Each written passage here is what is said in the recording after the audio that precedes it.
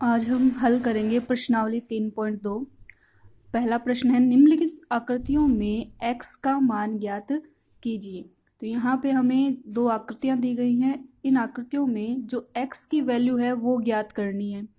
तो यहाँ पे बाह्य कोण दिए गए हैं हमें। तो पहले आकृति का मान देखते हैं।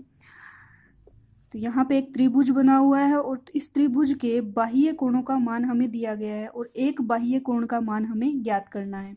तो किसी भी बहुभुज के बाह्य कोण का योग हमेशा 360 डिग्री होता है।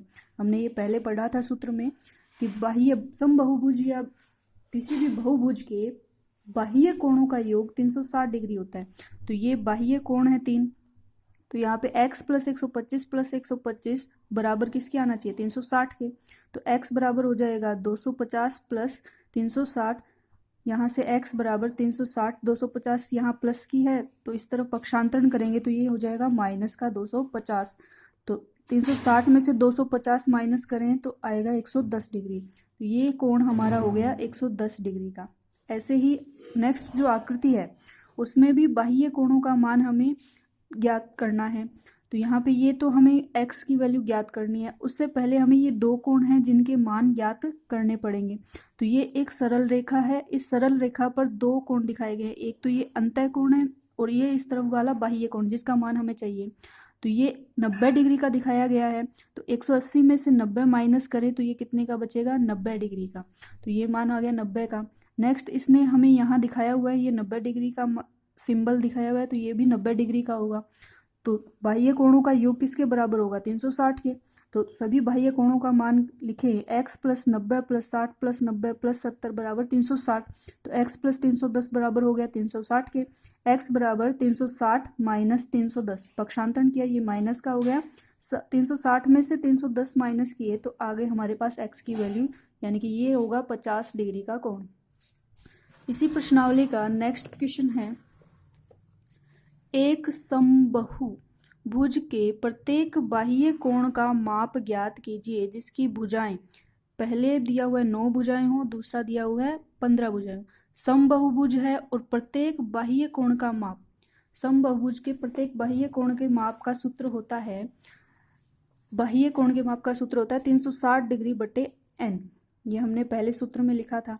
तो पहली वैल्यू हमें n बराबर दी हुई है 9 भुजाएं। तो प्रत्येक बाह्य कोण के मान में ये n की वैल्यू रखें तो 360 बटे n यानी 9 का 360 में भाग जाएगा 40 बार। तो यहाँ से हमारे पास प्रत्येक बाह्य कोण का माप आ गया 40 डिग्री। नेक्स्ट इसी का है n बराबर 15। तो n की जगह हम 15 रखेंगे। 15 का 360 में भाग जाता है 24 बार।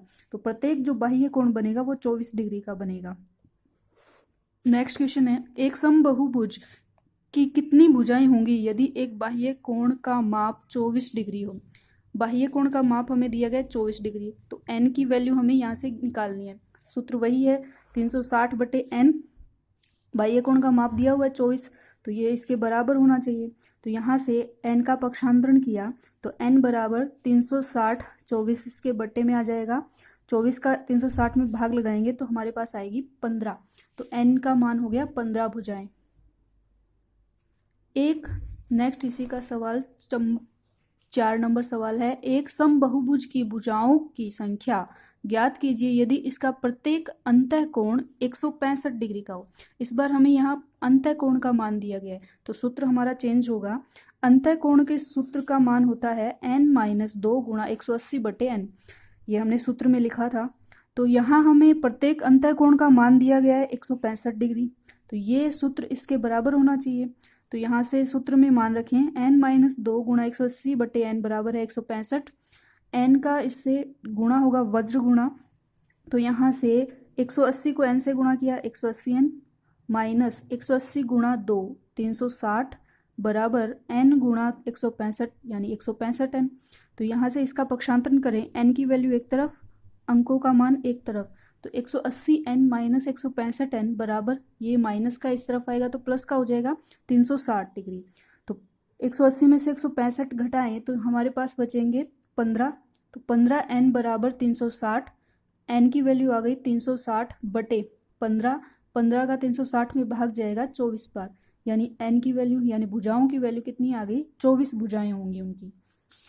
इसी प्रश्नावली का सवाल नंबर 5, क्या ऐसा समबहुभुज संभव है जिसके प्रत्येक बाह्य कोण का माप 22 डिग्री हो?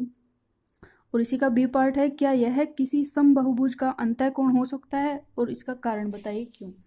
तो चूंकि बहुभुज के प्रत्येक बाह्य कोण का मान होता है 360/n और इसने प्रत्येक बाह्य कोण का मान दिया है 22 डिग्री, तो यानी कि जो n की वैल्यू है हम यहाँ से ज्ञात करेंगे। अगर n की वैल्यू हमारे पास आ रही है तो ये बहुभुज संभव है, वरना नहीं होगा। तो 22 डिग्री किसके बराबर होगा? 360/n के। तो n का पक्षांतरण किया तो n बराबर 360/22। यहाँ पे हम 360 में 22 का भाग लगाएं तो ये पूरा पूरा विभाजित नहीं होता, यानी 22 का इसमें भाग नहीं जा सकता। जो आंसर आएंगे वो पॉइंट में आएंगे। तो हम कारण लिखेंगे, चूंकि 360 को 22 डिग्री विभाजित नहीं करता है, अतः हम कह सकते हैं कि ऐसा समबहुभुज संभव नहीं है।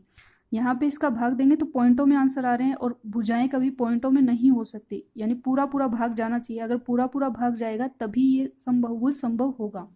इसी का बी पार्ट है, उसमें इसने कहा था कि क्या यह किसी समबहुभुज के अंतःकोण का मान हो सकता है?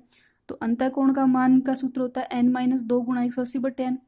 तो यहाँ से अंतःकोण का मान 22, यानी ये चीज किसके बराबर होनी चाहिए? 22 डिग्री के।